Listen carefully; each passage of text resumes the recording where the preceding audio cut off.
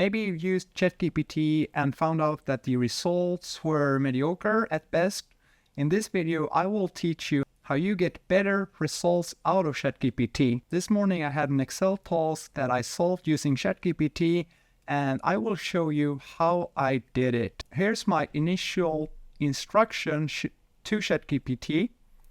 First of all, I tell ChatGPT, assume that you're an expert in Excel macros. What I do is that I set the stage. I tell ChatGPT what role it should take. Once I've set the stage, ChatGPT will deliver the answers as if it was an expert in writing macros. Next up, I tell ChatGPT, what is my overall goal? What is it I want to accomplish? In this case, I wanted it to create a macro that will create copies of one Excel file to many files, and then in each of the copy, I want it to do some steps. Then I list all these steps, and in the end, I tell it to provide me with the VBA code, include comments to each part of the macro. So I'm very specific on what I want it to deliver. And then ChatGPT will come up with an answer, and it looks quite good. But is it exactly like I expected? Yeah. Do I want it to do more? In this case, I saw that it saved the file as an XLSX file. That means a file that can't have macros in it. So I asked it, is it possible to save it as an XLSX file even though it has a macro in it?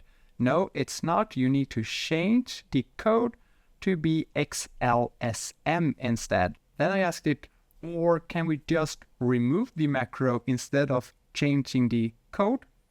Yes, it's possible. And that's how you should think when you use ChatGPT. See it as a human that you have a dialogue with. You ask something, you get an answer.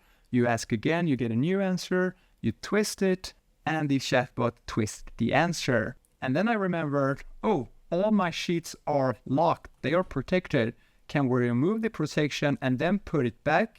And I want the protection to be with no password. And when you protect a worksheet in Excel, you can choose different options that you're able to do even though it's protected. In this case, I want the user to be able to select locked, unlocked cells, and format columns and rows.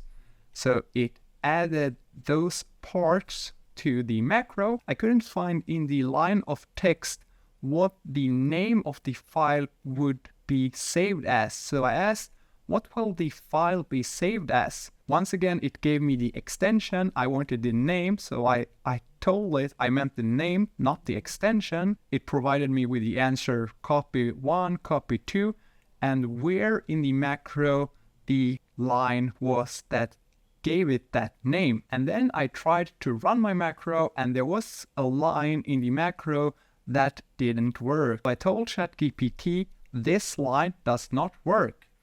And it came with a solution on why it didn't work. So hopefully just by looking on how I use ChatGPT, you can be better using ChatGPT by yourself. Set the stage.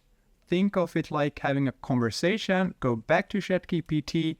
If something goes wrong, tell ChatGPT this went wrong, why? And hopefully in the future you will get really good answers from the chatbot. And of course, the mindset on how to use the ChatGPT works with other chatbots as well.